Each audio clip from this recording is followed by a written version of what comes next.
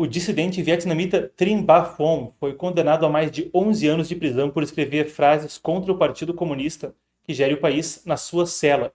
Ele que já está preso, segundo um relatório de terça-feira do grupo de direitos humanos The 88 Project, então que traz essa história à tona. Então o dissidente teria escrito em um papel críticas ao governo e ao tribunal que condenou ele.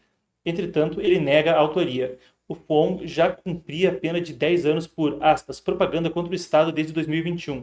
Organizações internacionais denunciaram essa decisão como uma prova de repressão a opositores no Vietnã. O detido é um ativista de direitos humanos, ambientais e fundiários. Agora, as próximas duas notícias você acompanha parte da tensão que a gente sempre noticia aqui no Mar do Sul da China. Então, a Guarda Costeira da China realizou hoje uma cerimônia do Dia Nacional em um navio próximo ao atol de Scarborough. É uma área disputada com as Filipinas. A disputa entre Filipinas e China é ferrenha. O Mar do Sul da China, por onde transita, por exemplo, um terço do comércio global, uma parte grande do petróleo que os Estados Unidos precisam enviar para aliados como a Coreia do Sul, coisa que é coisa grande, depende, por exemplo, o Japão dele para parte do seu comércio. Vocês começam a entender a dimensão desse corpo d'água. Ele é reivindicado quase que inteiramente pela China, mas a reivindicação chinesa contrasta com as zonas econômicas exclusivas, com o padrão de como se faz, então, a delimitação de regiões marítimas para a soberania de cada país. Em 2015, teve um julgamento já envolvendo as Filipinas que julgava que a China tinha que recuar com aquela reivindicação e as Filipinas tinham direito à própria zona econômica exclusiva. Resultado, disputa ferrenha em vários pontos estratégicos, um deles o Recife de Scarborough, o atol de Scarborough, onde pescadores filipinos frequentemente têm conflito com a guarda costeira chinesa. Feito esse adendo, o ato então chinês incluiu hastear uma bandeira nesse atol e declarações sobre defesa inabalável das águas pela China. Pessoal, dei uma batida aqui no microfone, me confirme no chat que meu áudio está ok. O local é alvo frequentemente de tensões então entre os dois países. Histórico de bloqueio, canhão d'água, isso que eu falei de guarda costeira e pescadores é história antiga, você que acompanha aqui o canal já acompanhou por aí. E errata, de 2016 a decisão internacional, não de 2015 como eu havia falado. As Filipinas ainda não comentaram esse episódio da bandeira, mas podem esperar, certamente no giro de notícias de amanhã, vão ter comentado, já que é uma disputa que também passa pela retórica, com frequentemente os líderes dos dois países batendo boca até nas redes. Teve até episódio, isso aí foi 2020 e 2021, com palavrão voando na rede social X, na época o antigo Twitter. Mas a tensão com a China não para por aí, a gente tem coisa falando de Taiwan. Taiwan acusou hoje a China de distorcer a resolução 2758 da ONU, aprovada em 1971, para criar uma base legal para um possível ataque. Esquece os números, foca nessa última parte, para criar a base legal para um possível ataque.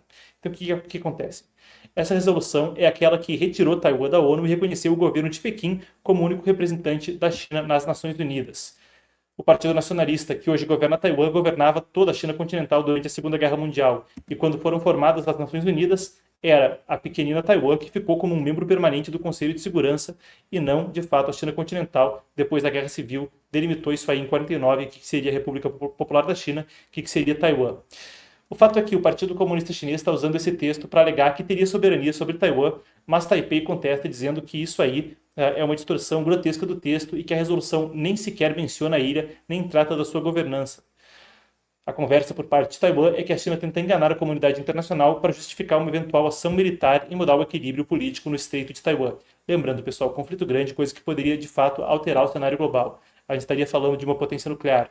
A China invadindo o lugar onde, de fato, uma parte grande dos chips do mundo são fabricados em Taiwan, o que também daria acesso para a China a águas profundas para fazer com que os submarinos nucleares chineses, por exemplo, passassem diretamente a águas profundas sem passar por radares de aliados americanos, como Filipinas e Japão, o que é o caso agora. Vamos para o Oriente Médio.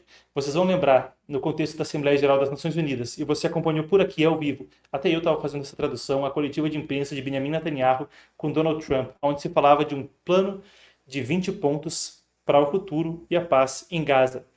Trump deu aí 3, 4 dias, esse foi o jeito que ele falou, 3, 4 dias para que o Hamas respondesse. Enquanto isso, a ofensiva na cidade de Gaza, bom, estamos sem resposta, mas a ofensiva na cidade de Gaza não dá sinal de arrefecer. A situação agora é a seguinte: o chefe de segurança de Israel, Israel Katz, ele tem o mesmo nome que o país, afirmou que o exército israelense está quase cercando Gaza e alertou os moradores sobre uma última oportunidade de deixar a cidade. Não Gaza, o enclave inteiro, mas a cidade de Gaza ele se referia. As forças de defesa de Israel, as IDF, assumiram o controle operacional da porção oeste do corredor Netzarim, no centro de Gaza, também impedindo que palestinos retornassem à cidade de Gaza. A saída continua permitida, a entrada está bloqueada, mas os civis têm que passar por postos de controle do exército. Vale a pena acrescentar nesse contexto aí o seguinte: Israel mencionou a saída de 800 mil pessoas da cidade de Gaza anteriormente, com algumas centenas de milhares ficando ainda, e houve bombardeio de panfletos para que os civis evacuassem antes da invasão em escala completa que agora acontece. O premier israelense Benjamin Netanyahu acusou o Hamas de, a mão armada, exigir que as pessoas ficassem na cidade para depois ter uma narrativa, ter uma retórica quanto à questão humanitária ao forçar pessoas a ficar na cidade. Isso é o que alega Israel, claro que a contestação, uma história sensível que sempre tende a dividir opiniões. Agora, falando sobre Itália, a gente estava citando a premier Giorgia Meloni na reportagem anterior, a gente tem o seguinte, ainda no Oriente Médio, vocês vão entender, as forças de defesa de Israel divulgaram ontem documentos que ligam diretamente o Hamas à chamada flotilha Sumud, que tenta romper o bloqueio marítimo imposto a Gaza. Os papéis que foram encontrados na faixa de Gaza mostrariam o envolvimento da organização PCPA, que é apontada como um braço internacional do Hamas. Isso é uma flotilha, bom, vocês vão lembrar sobre a polêmica quanto a flotilhas tentando levar ajuda humanitária a Gaza, também fazendo uma ação midiática que conscientizaria a respeito da crise humanitária em meio à guerra. Segundo Israel, os navios da flotilha pertencem secretamente ao Hamas, ou pertenceriam secretamente ao Hamas, isso é o que diz Israel, e são operados por empresas ligadas ao grupo. A Itália, como resposta, anunciou que deixará de escoltar a flotilha à faixa de Gaza, à medida que o grupo está se aproximando, então, do litoral palestino. A missão são 40 embarcações, 500 ativistas, incluindo parlamentares e ela mesma, Greta Thunberg. O governo italiano propôs que os suprimentos fossem deixados no Chipre, ilha que fica relativamente perto, mas os organizadores recusaram. Israel diz que promete impedir a chegada dos barcos. O Vaticano e líderes europeus pedem que o confronto seja evitado. Polêmica, então, conforme a gente aguarda o desfecho. Agora, questão migratória, e a gente tem feito a cobertura da pauta migratória também na Europa. Autoridades francesas evacuaram ontem um acampamento de imigrantes em um galpão abandonado que abrigava até 600 pessoas em condições precárias, chamado de Cheers. O local era usado fazia quase um ano, foi classificado como insalubre e perigoso. Os imigrantes estavam também na região de Calais, que fica perto do Canal da Mancha, e o objetivo seria que eles voltassem ao Reino Unido. A ação ocorreu de forma pacífica, visava desmantelar uma rede de tráfico humano. Antes mesmo da operação, 170 imigrantes aceitaram ser realocados em centros de acolhimento e o galpão foi fechado depois disso. Para a gente finalizar, a gente tem o seguinte: a República Dominicana anunciou ontem que não vai convidar Venezuela, Cuba e Nicarágua para a Cúpula das Américas, marcada para 4 e 5 de dezembro em Punta Cana. A Cúpula das Américas é um evento ligado à Organização dos Estados Americanos. Vocês vão lembrar, lá atrás, anos atrás, em 2021, salvo engano, durante o governo Biden, houve também uma cúpula onde esses três não foram convidados. Cuba, Nicarágua e Venezuela também foram, isso mesmo, em 2022, foram excluídas dessa cúpula, então, nos Estados Unidos. Cuba reagiu com críticas, acusando os Estados Unidos de impor a decisão. E para chegar no Brasil, a Polícia Civil de São Paulo desmontou na terça-feira uma fábrica clandestina de bebidas em Americana, São Paulo, onde eram produzidos whisky, gin e vodka falsificados, mais de 17 mil. Olha só, produtos foram apreendidos e 2 pessoas foram detidas. A operação contou com o apoio da Associação Brasileira de Bebidas e de uma plataforma de e-commerce usada nas vendas. Não foi encontrado metanol nos materiais recolhidos e a gente tem acompanhado o tal do escândalo do metanol. Mas em Pernambuco, 3 homens foram internados após ingerirem bebidas suspeitas, 2 morreram e 1 ficou cego. Muito bem, a gente fica por aqui por hoje. Como sempre, foi um prazer e uma honra estar com vocês. Pessoal, a gente estava com uma meta mínima de 1.000 pessoas na transmissão todos os dias.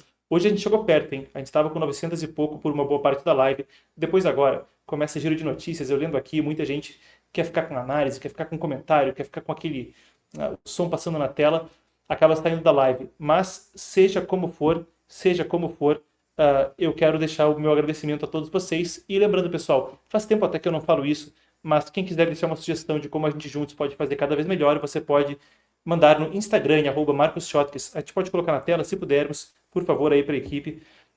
@marcoschotkes, tá aí, é o nome e sobrenome tudo junto. E eu agradeço todo mundo, tá aí, agora sim, obrigado, pessoal.